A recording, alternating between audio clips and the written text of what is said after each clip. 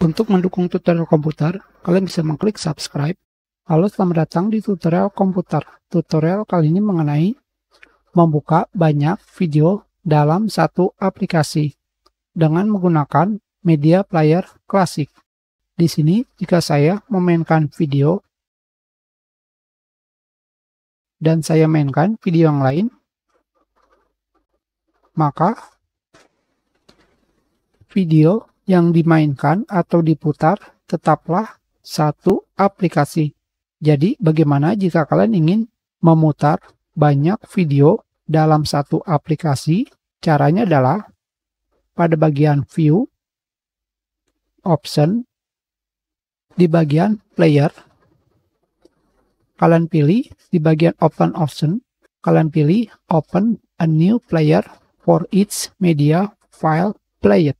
Kalian pilih OK. Sekarang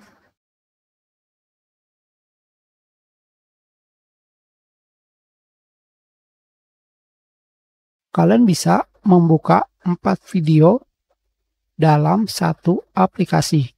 Kita sudahi, terima kasih.